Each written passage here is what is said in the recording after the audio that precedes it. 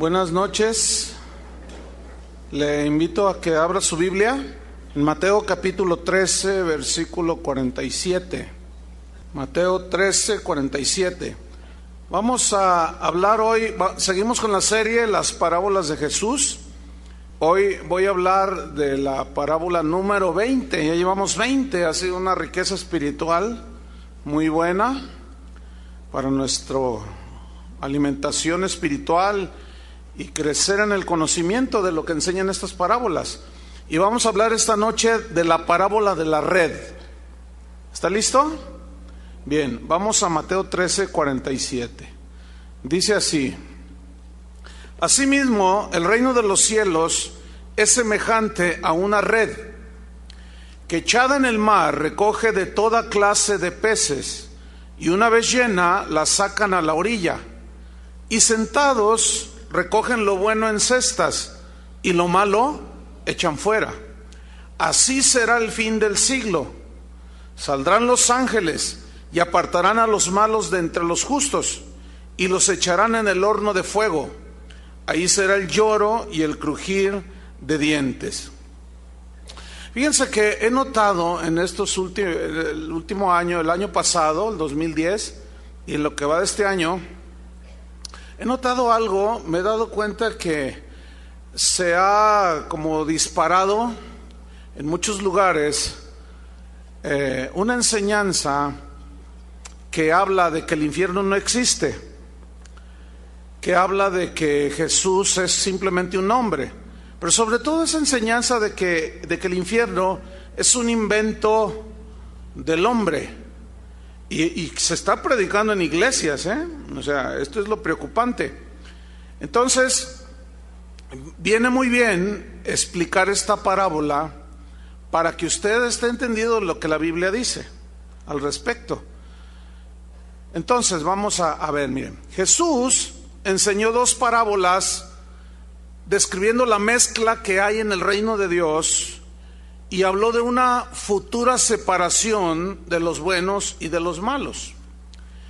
Una de esas dos parábolas que ya estudiamos es la parábola del trigo y la cizaña, que está en el mismo capítulo 13, donde el trigo simboliza a aquellos que son hijos de Dios, aquellos que son lavados con la sangre de Cristo. ¿Cuántos son lavados con la sangre de Cristo? Bueno, el trigo simboliza a los verdaderos creyentes, y la cizaña simboliza a aquellos que parece que son, pero no lo son. Entonces, la parábola de la red que vamos a estudiar esta noche nos da algunos otros detalles que hablan en sí del mismo tema.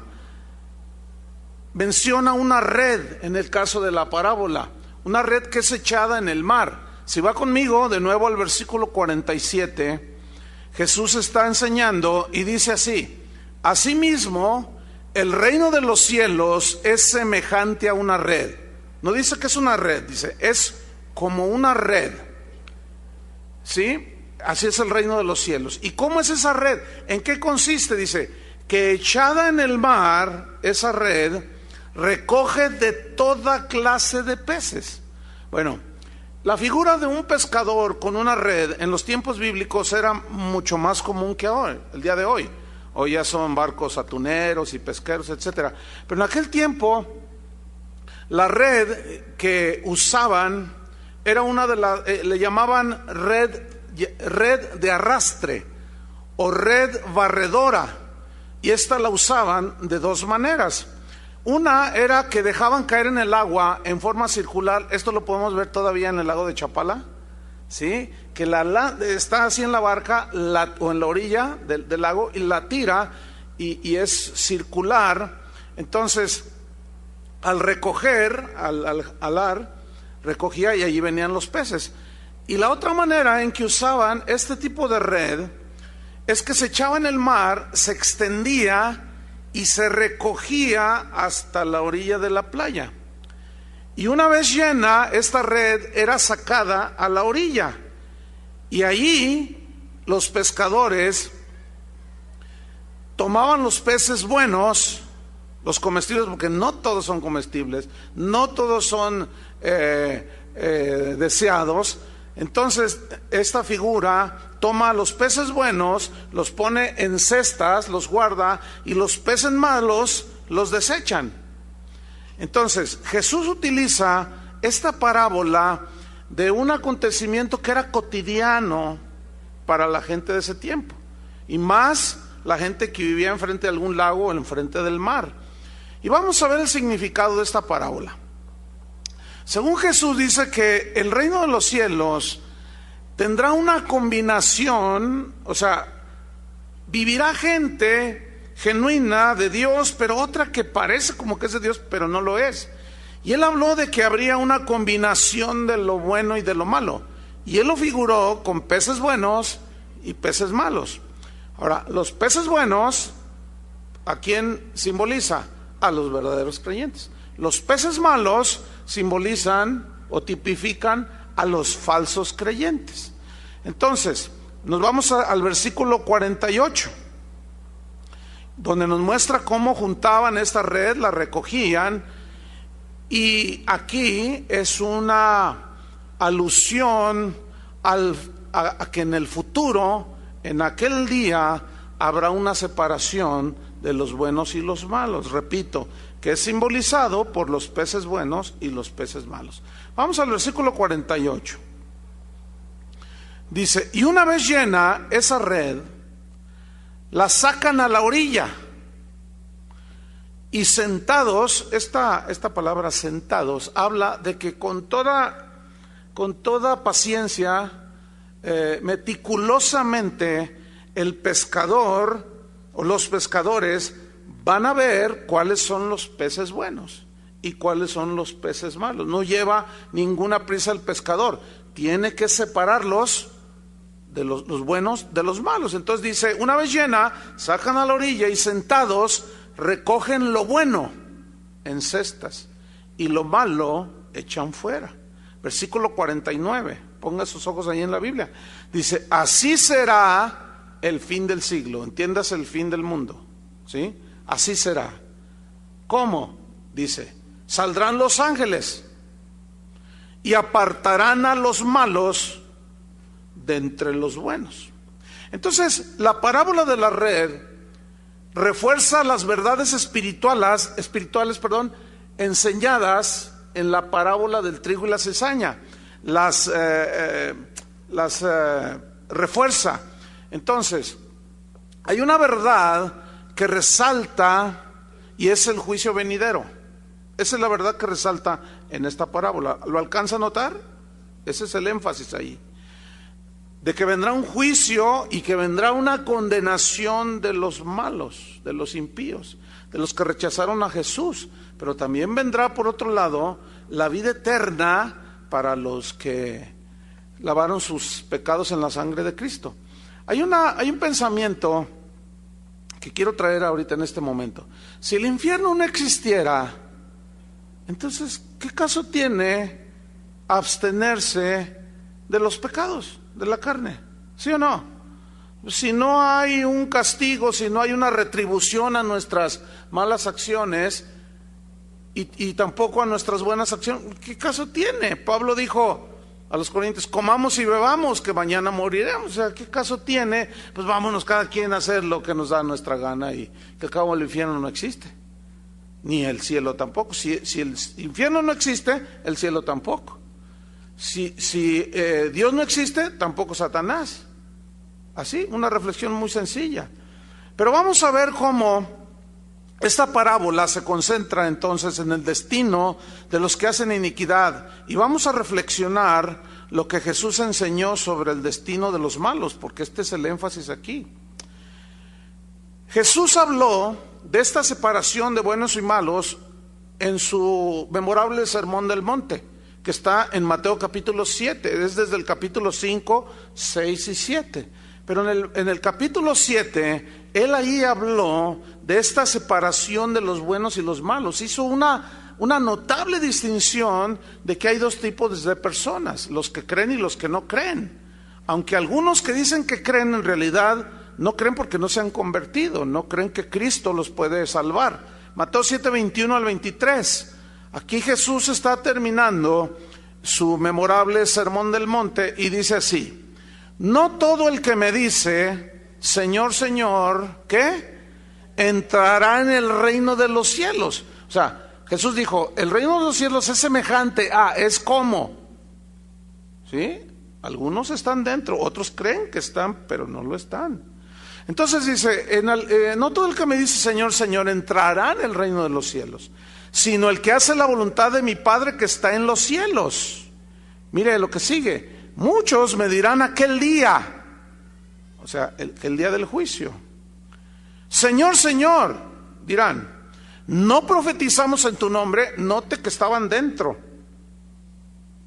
¿sí? O aparentaban que eran hijos de Dios, porque dicen, Señor, Señor, no profetizamos en tu nombre, ¿eh? Los incrédulos no profetizan. Y en tu nombre echamos fuera demonios, y en tu nombre hicimos muchos milagros. Miren lo que viene a continuación: entonces les declararé, jamás os conocí. No sé quiénes son. Y luego dice, apartaos de mí, y aquí hace el apartamiento. Apártense de mí. ¿Cómo les dice? Hacedores de maldad. ¿Por qué hacedores de maldad? Si ellos profetizaban en el nombre de Jesús, echaban fuera demonios en el nombre de Jesús, ¿por qué les dijo hacedores de maldad? Porque nunca se arrepintieron de sus pecados. Estaban allá adentro, pero no eran salvos. Y Judas tipifica a este linaje de personas, o este tipo de personas que están en las iglesias, que creen que son salvos, pero no lo son. Por eso usted tiene que asegurarse. ¿Cuál es la evidencia contundente de que alguien es hijo de Dios? Su cambio radical de vida. Y una vez que nace de nuevo, continúa viviendo la vida con Dios. Eso es muy sencillo. Jesús lo dijo en el mismo sermón, aquí en el mismo capítulo 7, más adelante. ¿Por sus frutos qué? Los conoceréis. Entonces, vamos a Mateo 25, 41.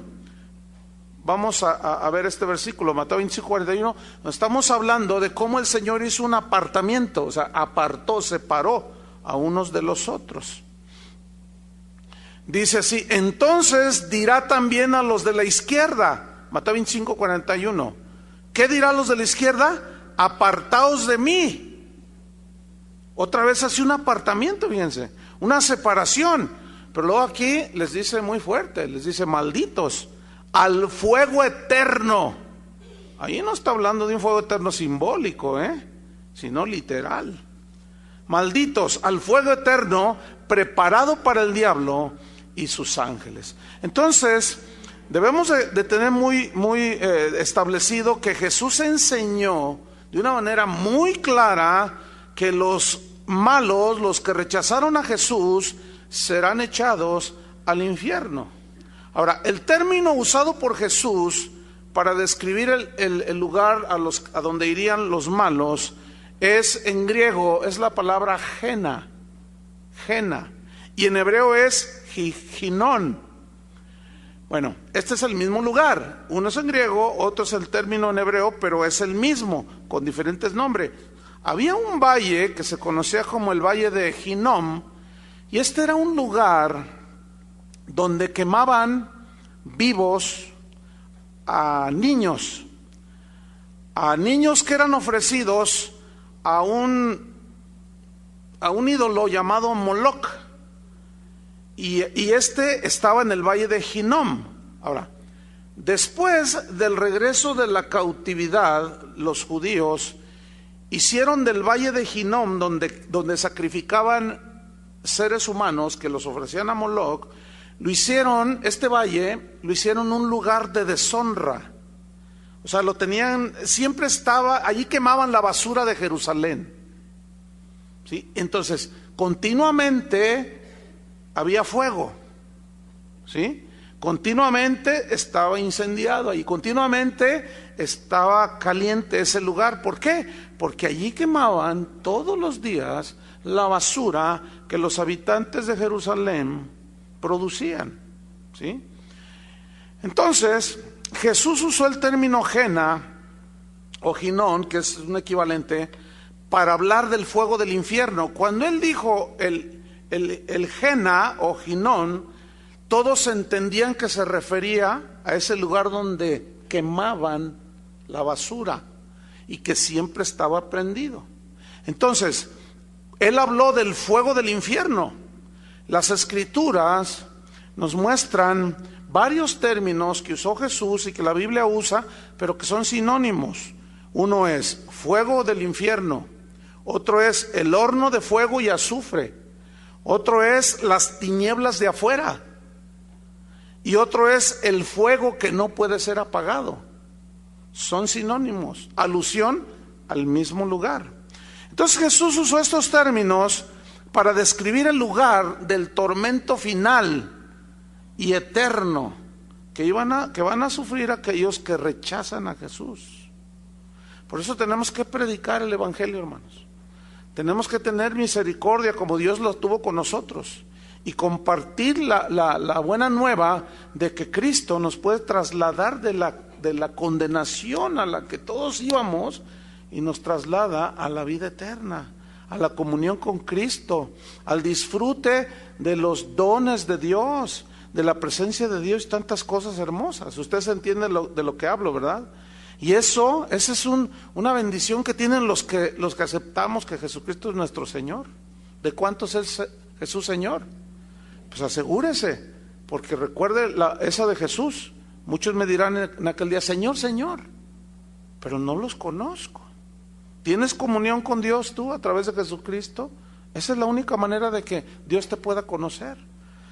Entonces en Mateo 5:29 vamos a ver cómo Jesús usó indistintamente esos términos que yo mencioné para referirse, no era alegórico, es literal, ¿sí?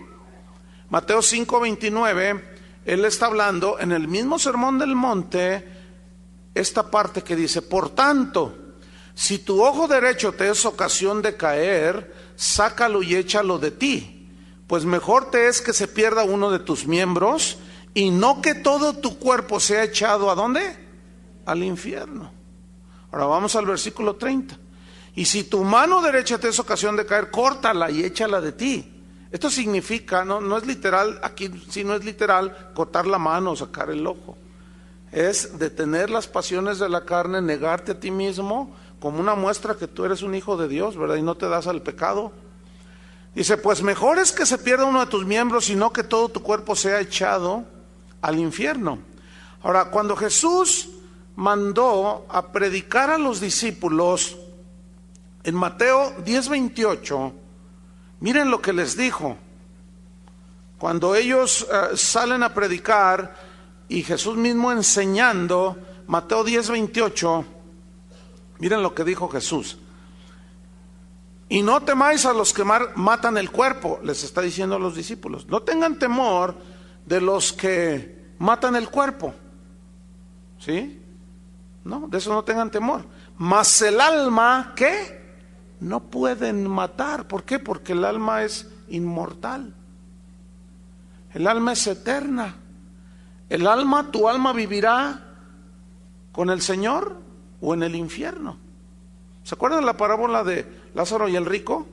¿Su cuerpo dónde estaba? En la tierra. Pero él en su alma sentía el tormento y lo caliente y el dolor que se siente en lo natural, porque el cuerpo es nada más para la expresión del alma y del espíritu. Es decir, nosotros vivimos dentro de este cuerpo. Tú vives dentro de tu cuerpo. Tu cuerpo ese tiene que morir, así está establecido, para los hombres que mueran una sola vez. ¿Y después qué? El juicio. Entonces, les dijo, mas el alma no pueden matar. Y luego dice, temed más bien a aquel que puede destruir el alma y el cuerpo, ¿en dónde? En el infierno. Aquí, la palabra destruir causa problemas para algunos que a lo mejor no están muy entendidos en ciertas expresiones que son propias de los judíos, pero aquí destruir en el griego no significa aniquilación total, no. Aquí destruir significa no significa en primera instancia aniquilación, o sea, que destruyes algo y ya no es. No, porque Él está diciendo que el alma no pueden matar. Nadie puede matar el alma. Entonces, si Él destruye el alma de los malos, entonces ¿qué sentido tiene el infierno? ¿Para qué hablo del infierno? No, aquí destrucción habla de castigo, ¿sí? Entonces, temed más bien aquel, ese aquel es Dios, ¿eh? Algunos dicen que es el diablo. No, el que echa al infierno no es el diablo. El que echa al infierno es Dios. Temed más bien aquel que puede destruir el alma y el cuerpo en el infierno. Ahora, el cuerpo, ¿cómo? ¿Qué tipo de cuerpo? El cuerpo resucitado de los buenos y de los malos. ¿Sí? Porque Pablo habla de que cuando venga Cristo, los muertos en Cristo, ¿qué? Resucitarán primero. Luego nosotros los que quedamos, dice, habrá algunos que estemos, que no veremos la muerte física, ¿sí? Pero también dice en Apocalipsis y en otros textos, dice claramente que los malos resucitarán, ¿para qué? Para condenación. O sea, tendrán un cuerpo transformado, pero para condenación. Eso es algo terrible. Entonces Jesús también habló del infierno como un lugar que fue preparado inicialmente para el diablo y sus ángeles, pero que servirá para el castigo de los malos, los que hacen iniquidad. Vamos a Mateo 25:41. Esto es importante saberlo para que no se dejen engañar por los que niegan la realidad del infierno. Porque si fuera una mentira, entonces Jesús es un mentiroso, entonces ya no es el Hijo de Dios. ¿Ah? Y lo único que está diciendo aquí son puras fábulas, mas no es así. Mateo 25:41 dice: entonces dirá también a los de la izquierda: apartaos de mí, malditos, ¿a dónde? Al fuego eterno. Fuego eterno. ¿Preparado para quién? Para el diablo y sus ángeles. Quiero que noten que el infierno no fue preparado para el ser humano. Ese no era el destino del ser humano, para el ser humano. Para el ser humano, nuestro destino es estar eternamente en comunión con Dios. Pero el pecado vino y nos quitó ese privilegio, esa posición. Por eso Dios tuvo que enviar a su Hijo, para que todo aquel que en Él cree, ¿no qué? No se pierda eternamente, mas tenga vida eterna. Entonces, si no hay muerte eterna en el infierno, tampoco hay vida eterna en el cielo. Entonces, allí ya hay una contradicción muy severa. Por lo tanto, debemos de atender a lo que dicen las Escrituras. En Apocalipsis 20:15, allí se habla del infierno, pero se le da otro nombre, que es un sinónimo. Apocalipsis 20:15 dice así: y el que no se halló inscrito en el libro de la vida fue lanzado, ¿a dónde? Al lago de fuego. Todos estos son sinónimos. Vamos a Apocalipsis 21:8. Dice: pero los cobardes e incrédulos, los abominables y homicidas, los fornicarios, los hechiceros, los que ponen bombas en Guadalajara, los idólatras y todos los mentirosos tendrán su parte, ¿en dónde? En el lago que arde con fuego y azufre, que es la muerte segunda. ¿Por qué dice muerte segunda? ¿Cuál es la primera muerte? La muerte física. ¿Sí? Ahora, vamos a Mateo 13:42. Fíjese lo que dijo Jesús acerca de los malos que experimentarán por su maldad, sufrirán un tormento y experimentarán algo terrible. Todos estos son sinónimos. Mateo 13:42. Dice así: y los echarán, ¿en dónde? en el horno de fuego. Ahí será el lloro y el crujir de dientes. Por el siglo pasado, ahí por los años 40 aproximadamente, esto está documentado. Algunos dicen que fue una falacia, pero no, está documentado.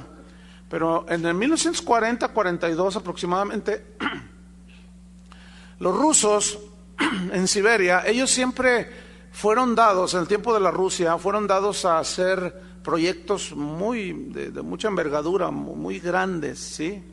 Ellos hicieron su proyecto espacial enorme, y uno de los proyectos que ellos hicieron fue explorar el centro de la Tierra, ¿sí? Esto está documentado. Algunos dicen que es una falacia, pero no, realmente los rusos, pues ellos eran ateos, ¿sí? Ellos no tenían ninguna intención más que recabar información sobre cómo era el centro de la Tierra. Entonces, usted lo puede buscar en Tuyu, ya ve que ahí hay todo, ¿no? Puede buscar en enciclopedias, en libros, ahí está escrito. Entonces, los rusos inventaron un taladro que podría entrar y penetrar el centro de la Tierra por kilómetros. Entonces ellos iban añadiendo una especie como de tres ruedas, y ellos iban taladrando, iban añadiendo pues el metal, un tubo, digamos, con el cual ellos iban taladrando. Entonces, primero 100 metros, 1000 metros, 2000 metros, 3000, 4 kilómetros, 10 kilómetros, y ellos siguieron taladrando. Y esto fue en un lapso de algunos años. Y dice los documentos que cuando llegaron aproximadamente a los 14 kilómetros de profundidad, de pronto el taladro dejó de vibrar y como que entró en un espacio y como que se quedó muy flojo, digamos. Entonces ya no estaba taladrando. Entonces los científicos y todos los que estaban haciendo este estudio o esta investigación sentían que el taladro ya no agarraba la tierra, ¿sí me explico? Y como que había entrado en un lugar hueco. Entonces ellos sacan el taladro y enseguida ellos bajan un micrófono muy sensible, o algunos micrófonos muy sensibles, para tratar de escuchar algo. Ellos no se imaginaban lo que iban a escuchar, pero cuando descienden estos micrófonos, y esto está grabado, esto quedó ahí en unas grabaciones que ustedes pueden incluso escuchar. Entonces yo tuve que leer bastante sobre este punto antes de decirlo. Obviamente los incrédulos dicen, pues eso lo truquearon ahí, le hicieron truco y todo, pero no, porque los científicos rusos eran personas serias, ¿sí me explico? O sea, ellos andaban en búsqueda de sus investigaciones solamente. Entonces resulta que cuando empiezan a escuchar lo que el micrófono captaba, para su sorpresa se escuchaban lamentos, gritos desgarradores de multitudes de personas, que con gritos desgarrados en un montón de idiomas, es un alboroto ahí que se escucha. Yo los escuché y realmente hasta estaban ahí dos periodistas serios hablando del asunto en la investigación que yo hice, y vi algunos videos. Ellos dicen, pues yo no soy muy creyente, dice uno de ellos, dice, pero pues eso del infierno y que Dios y que el cielo, dice, pero eso, dice, me puso la piel de gallina, dice, porque se escucha algo espantoso, gritos desgarradores de tormento, de auxilio, Entonces, la Escritura habla que Jesús descendió ¿a dónde? A las partes más bajas de la tierra. Entonces, todo parece indicar que el infierno está en el centro de la tierra. es sabido por los científicos que el centro de la Tierra es fuego. Sí saben eso, ¿no? Eso nos lo enseñaron en la primaria. Es fuego. Es fuego que no se consume, que está allí. Pero ese fuego es de no sé cuántos cientos de grados de intensidad. Entonces, eso los científicos, cuando escucharon aquello, les impactó tanto que dejaron truncado las investigaciones. Pero quedó todo registrado. En Siberia, ahí están todos los documentos, las grabaciones, que después dieron a conocer, que es el asunto que hoy se conoce. Entonces, es muy tremendo. En Marcos 9:43, que ya leímos, si tu mano te fuera ocasión de caer, córtala. Mejor te es entrar en la vida manco que teniendo dos manos ir al infierno, al fuego, dice en Marcos 9:43, al fuego, subrayen esto, que no puede ser, ¿qué? Apagado. Al fuego que no puede ser apagado. Y lo describe en Mateo 13:42 también como un lugar de lloro y crujir de dientes. El lloro, pues, es el lamento eterno que se escuchaba allí, y el crujir de dientes habla de la desesperación, ¿sí? Que sentirán todos aquellos que por haber rechazado a Jesús vayan a ese lugar. Mateo 13:42 dice, y los echarán en el horno de fuego. Allí será el lloro y el crujir de dientes. Es decir, será una lamentación eterna. Así como en el caso de los justos, será un deleite y un gozo eterno. En el caso de los injustos, será un lloro y un crujir de dientes.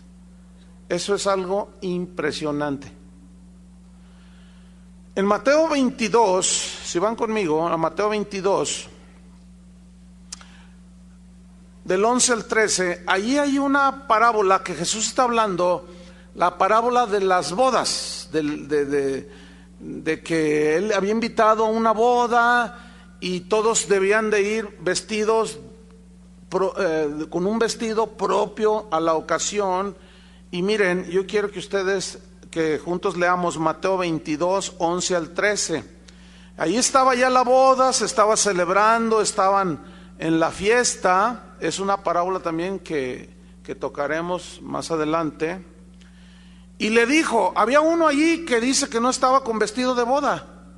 Y le dijo, amigo, amigo, le dice, ¿cómo entraste aquí sin traje de boda? Ahora, hay algo que está sonando por ahí, si ponen atención. Es un carro, ¿verdad? Bueno, es que no se quiere ir al infierno. O le está pitando al dueño que se salve. Fíjate lo que dice. Le pregunta, ¿cómo entraste aquí sin traje de boda? Ahora, aquí el traje de boda simboliza la vestidura de salvación, ¿me entienden? La Biblia habla de las vestiduras de la salvación. Que cuando nosotros, ¿se acuerdan del hijo pródigo cuando regresó y lo vistió con un vestido nuevo? ¿Se acuerdan? Dice la Biblia que nosotros somos revestidos de Cristo, o sea, tenemos una nueva vestidura los que vamos a ir a la cena de las bodas del Cordero, ¿sí? Y ese vestido nuevo que nos fue dado cuando lavamos nuestros pecados en la sangre de Cristo, cuando nos arrepentimos y nacimos de nuevo, es el traje que Dios nos ha puesto para aquel día cuando se celebren las bodas del Cordero. ¿Están entendiendo? ¿Se fijan cómo en todo encaja perfectamente? Pero es un sinfín de simbologías y de alegorías. Pero el infierno es literal. Entonces le dice, amigo, ¿cómo entraste aquí sin traje de bodas? Y él enmudeció, o sea, no supo qué decir. Claro. Entonces el rey, dice, dijo a los sirvientes, atadle las manos y los pies y echadlo ¿a dónde? A las tinieblas de fuera. O sea, las tinieblas de afuera, el lago de fuego, el lugar donde el gusano no muere, también, a ver si alcanzamos a ver este texto también. El lugar de las tinieblas de afuera, el lugar del fuego eterno, donde hay fuego y azufre, es el mismo lugar. ¿Sí? No son distintos lugares, no.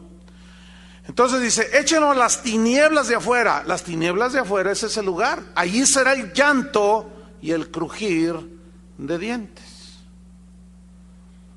Pedro, el apóstol, dijo lo mismo de los falsos maestros. Vayan conmigo a 2 de Pedro 2:17. El peligro de los falsos maestros, hermanos, es que engañan a la gente con doctrinas no bíblicas. Engañan a la gente con doctrinas de demonios. Desgraciadamente, el día de hoy muchos están siguiendo doctrinas de demonios. Doctrinas de hombres que les prometen cosas, pero en realidad les hacen, algunos desde que si tú te golpeas en Semana Santa la espalda, que si tú dejas de comer hamburguesas, hasta crucificarte como en Filipinas. Entonces, ¿por qué lo haces?, le preguntan. Para ganar mi salvación. La salvación no es por obras, hermanos, ya lo sabemos, es por fe. Pero entonces, ¿por qué la gente hace esas prácticas? Porque les creen a los falsos maestros. ¿Entendió? Entonces mire lo que dice Pedro en 2 de Pedro 2:17, refiriéndose a estos falsos profetas, estos falsos maestros. Dice, estos son fuentes sin agua, escuche, y nubes empujadas por la tormenta, para los cuales estos falsos maestros, mire lo que dice, la más densa oscuridad está reservada para siempre. ¿Te imaginas la más densa oscuridad? ¿Has estado en algún lugar oscuro? Se me pasó, pero yo les iba a decir que apagaron un poquito las luces. Anda Gerardo por ahí, así está la mano, alguno de mantenimiento. Si no, nos seguimos. Bueno, vamos a hacerlo. Y luego les voy a pedir que todos salgan. No, es que es tremendo, la más densa oscuridad. ¿Nunca se han puesto a pensar por qué a la gente le da miedo la oscuridad? Porque te crea un sentido de inseguridad. ¿Por qué? Porque no ves nada. Ahora bien, la más densa oscuridad también es un sinónimo del lugar de tormento. Porque imagínate vivir en un lugar donde no puedes ver, o sea, son sinónimos de tormento de, ay Dios. Pero quedó esa luz celestial. No surtió, no surtió el efecto deseado. Mejor préndanle. Entonces, fíjate, Judas, en su carta, en el versículo 13, también mencionó ese lugar. O sea, todos los escritores bíblicos, todos, cuando hablaron del infierno, o del lugar de tormento, o del lugar de crujir de dientes, o de las eternas tinieblas, se referían a lo mismo, ¿sí?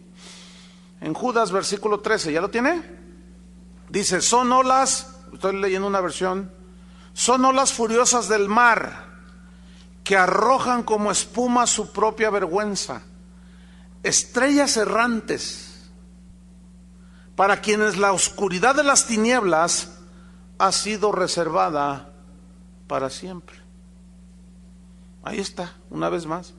Entonces, el castigo de los impíos será eterno. Ahora, si pensamos un poco en el concepto de eternidad, nuestra mente finita no alcanza a captarlo. Por ejemplo, la Biblia dice de Dios que Él es el eterno, que siempre vive y vivirá. Bueno, escúchame bien, la Biblia habla de un tormento eterno, un castigo eterno, como también habla de una vida eterna. Y la verdad es inconcebible, es preocupante que cuando a la gente tú le tratas de hacerle reflexionar sobre su futuro eterno, lo toman con tanta ligereza. Pero lo que es peor, gente que va a las iglesias, y posiblemente aquí haya algunos de esos, que aunque vienen, todavía van derechito al infierno. Eso es lo que dice la Biblia, el trigo y la cizaña. El reino de los cielos es como una red que junta toda clase de peces y ahí están mezcladitos, ¿verdad? Ahí está el guachinango, el bueno, uno de los buenos, ¿verdad?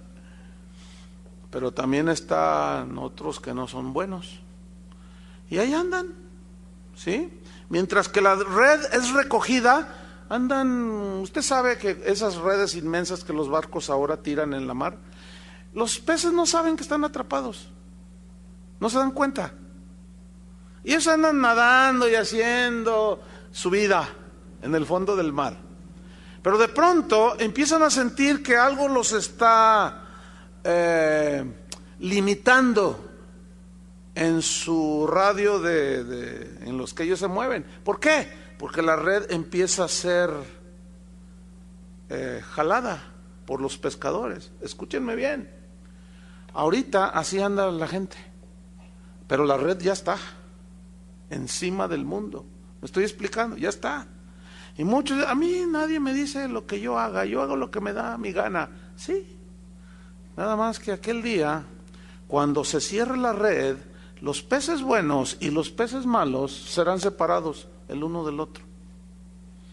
Y el cesto simboliza, donde ponen los peces buenos, eso está simbolizando, es algo alegórico del lugar de eterno gozo. Allá en el cielo no habrá más llanto, ni más tristeza, dice la Biblia, ni más dolor. Fíjate, ya no habrá llanto, ni tristeza, ni dolor, porque todo ya pasó. Pero allá en el infierno habrá más llanto y más tristeza y más dolor. No es algo muy agradable decir lo que le sucederá a esta gente, pero se tiene que predicar. Entonces el castigo de los impíos será eterno, como también la vida eterna para los justos. En Mateo 25:46, ahí Jesús lo dijo. Mateo 25:46. Miren cómo lo expresó Jesús. Y estos, o sea, los malos, dice, irán, ¿a dónde? Castigo. Ponga atención a esa palabra, castigo. El castigo produce dolor, ¿sí o no? Todo castigo produce dolor. Puede ser un dolor físico, por ejemplo, alguien que de castigo, de pena, le dan 50 años de prisión. 50 años. A lo mejor no lo torturan, pero es un castigo estar encerrado, ¿se imaginan? En las cárceles de máxima seguridad, hay un hermano que trabaja aquí en Puente Grande, él es policía, y me cuenta, dice, no, dice, es algo terrible, hay gente que no sale de ahí, hasta ahí se va a morir. Son unos cuartitos, todo el día están las luces prendidas, ahí, pero pues es un tormento, ¿entienden? No pueden recibir visitas porque son de máxima seguridad. O sea, de ahí nadie sale, nomás el Chepo se salió, quién sabe por qué sería, ¿no? El Chapo. Pero dije el Chepo, no, ese es un pastor de aquí, no, ese es buena onda, ese hermano, ese se va a ir al cielo con nosotros. Entonces dice que estos irán al castigo eterno, castigo. Imagínate, la gente que sale de una condena de 25 años, salen todos así, todos mal. Ahí hay un castigo psicológico, ¿sí? Hay un castigo espiritual, también físico, pero no lo es tanto como el estar aislado, ¿entienden? Entonces, habla de tinieblas, de eterna perdición, habla de fuego eterno. Entonces dice, estos irán al castigo eterno, pero los justos a la vida eterna. Entonces, es muy claro que los malos serán atormentados por toda la eternidad, excluidos de la presencia de Dios. Alguien ha dicho, hay conceptos del infierno, mira, el concepto del infierno se tiene que ver a la luz de toda la Biblia, pero yo he escuchado mensajes que dicen que el verdadero infierno no es de fuego, sino que el verdadero infierno es estar lejos de la presencia de Dios. Pero hermanos, hay gente, la gente que no es nacida de nuevo está lejos de Dios. Y véanlos allá afuera, están bien felices. ¿Cuál infierno? No, ese es un concepto errado, ¿eh? Son solamente expresiones diversas para tratar de hacernos entender. O decidimos, o caminamos con Dios, o lo rechazamos, o amamos el pecado, o amamos a Dios. No hay más. En 2 Tesalonicenses, capítulo 1, versículo 7, para finalizar, habla precisamente de la exclusión de la presencia del Señor. Pero esa exclusión implica, según todo el contexto de la Biblia respecto al infierno, implica crujir de dientes, ¿entienden? Implica lloro, implica tormento de fuego, implica oscuridad, implica todo tipo de... ¡Ay Dios! Segunda Tesalonicenses, 1:7. ¿Ya lo tienen? Dice, y a vosotros que sois atribulados, daros reposo con nosotros. ¿Cuándo se manifiesta el Señor Jesús desde el cielo con los ángeles de su poder? En llama de fuego. Fíjate cómo vendrá Jesús. Para dar retribución, ¿a quiénes? A los que no conocieron a Dios. Y miren lo que sigue. Ni obedecen al evangelio de nuestro Señor Jesucristo, los cuales sufrirán pena de eterna perdición, excluidos de la presencia del Señor y de la gloria de su poder. Repito, esto de excluidos de su presencia y de su gloria no significa que no hay tormento, ya lo expliqué. Se puede hacer un estudio más profundo, pero creo que esto es lo pertinente, al menos por ahora. Concluimos. Cuando Jesús comenzó a predicar el evangelio del reino de los cielos, su primer mensaje, su primer llamamiento a la gente fue al arrepentimiento. Porque sin arrepentimiento no puede haber nuevo nacimiento. Sin arrepentimiento no puede haber perdón de pecados. Sin arrepentimiento y confesión de que somos pecadores no puede haber perdón de pecados. Y aún permanecemos en nuestros pecados. Entonces, nosotros debemos, como Jesús, que dice en Mateo 4:17, no lo busquen ya, dijo, desde entonces Jesús comenzó a predicar y a decir, arrepentíos, porque el reino de los cielos se ha acercado. O sea, el gobierno de Dios y el desenlace de las cosas finales ya entraron en su fase final. ¿Sí? Desde que Jesús pisó esta tierra, ahí inició los últimos tiempos para la raza humana. Ya no hay más sacrificio que ofrecer. Jesucristo es el único camino. Por eso nosotros debemos de predicar a Jesucristo. Yo, mientras tenga vida, yo les voy a enfatizar siempre de eso. Jesucristo como el único Salvador, como el único mediador entre Dios y los hombres, como el único que puede perdonar pecados, como el único que puede darnos ese vestido nuevo, como el único que nos devuelve la relación con el Padre, como nuestro intercesor, como el único abogado, como el único que murió por nosotros en la cruz. No hay otro. Por eso dice en Hebreos que el que rechaza al Hijo de Dios ya no hay más sacrificio. ¿Cuál? ¿Quién? ¿Quién más? Si el mismísimo Hijo de Dios vino a morir por nosotros. Esto nos debe hacer reflexionar a todos los que asistimos a iglesias.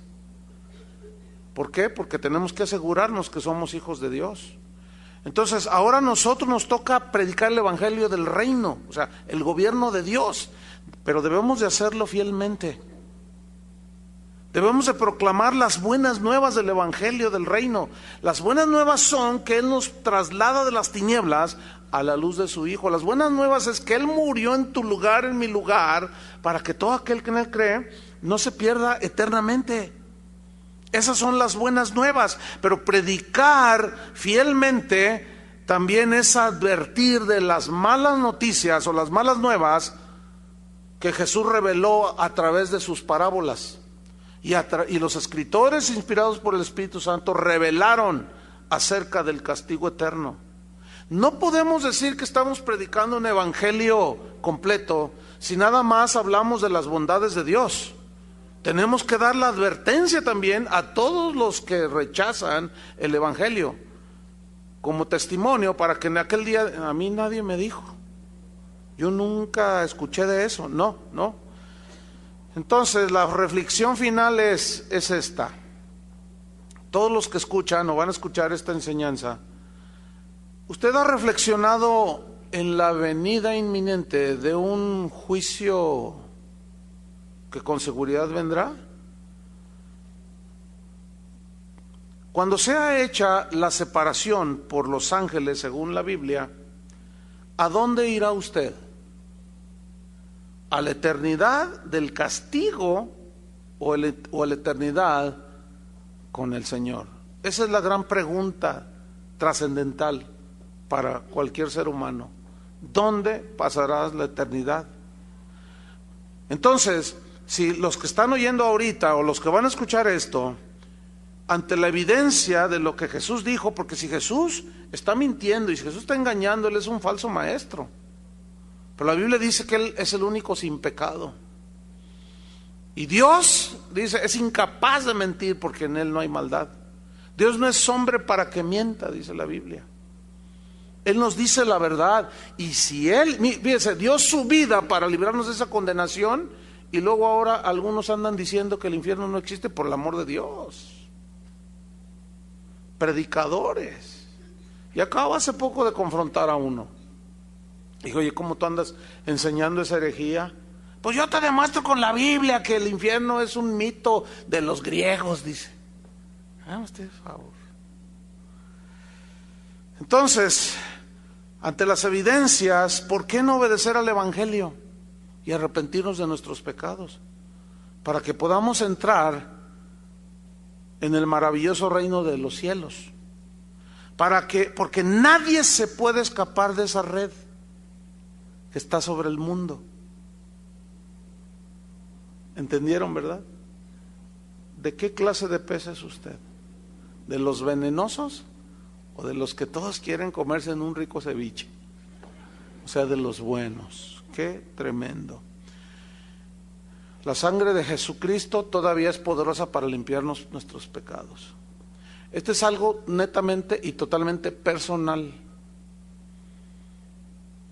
Es común que a veces el predicador a la gente le diga: pues levanta tu mano, pero yo tengo muchas dudas al respecto. Porque cuánta gente al llamado de un mensaje de eso responde, pero en realidad su corazón no está convertido. Simplemente es una reacción como cualquiera reaccionaría, ¿no? Si se estuviera quemando el techo aquí, ¿cuál es la reacción natural? Pues córrele, ¿no? Nadie dice: no, pues aquí no me va a pasar nada. Y se está quemando todo el edificio. La reacción natural, buenos y malos, asesinos, homicidas, homosexuales, todos corren. Todos quieren escapar del fuego. Es una reacción natural. Pero aquí va mucho más allá de una reacción netamente natural. Tiene que ser netamente espiritual, porque el reino de los cielos es espiritual. Yo voy a orar para que la misericordia de Dios pues te alcance.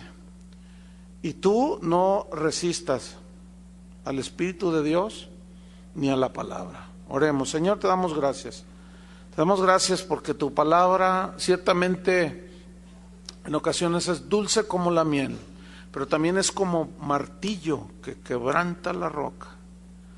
También es una espada que traspasa y penetra hasta lo más profundo. Pero también es, por otro lado, un bálsamo que cura, que sana, que libera.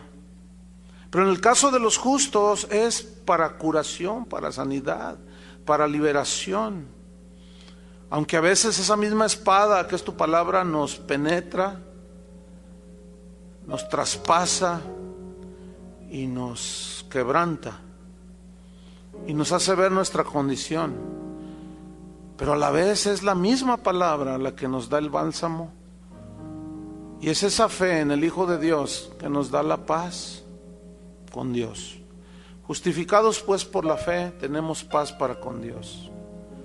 Señor, yo te ruego que tu misericordia se extienda para los que tú sabes que están en este lugar, que todavía no son tus hijos, que les has hablado una y otra vez, y siguen jugando con la gracia y no se han arrepentido de sus pecados.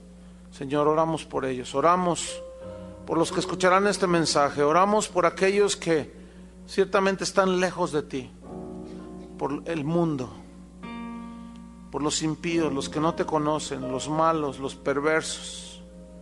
Señor, tú eres bueno, tú eres misericordioso y eres paciente para con todos, no queriendo que ninguno perezca, sino que todos procedan al arrepentimiento, porque eres un Dios de amor, pero también eres un Dios de juicio, de amor y de abrazo tierno para los que aceptan a tu Hijo, pero de ira y enojo para los que lo rechazan.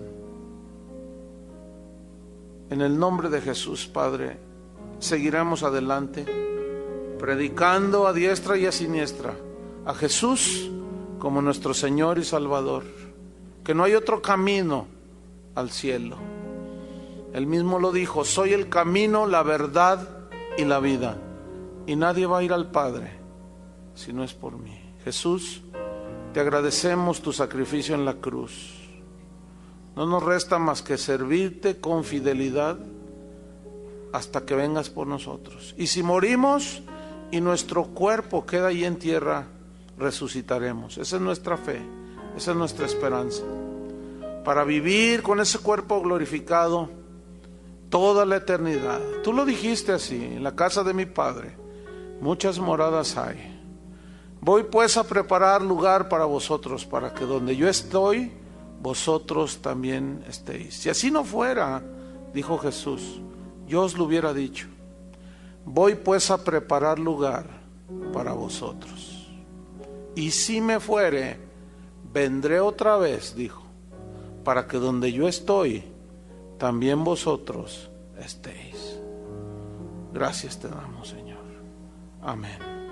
Que Dios los bendiga a todos.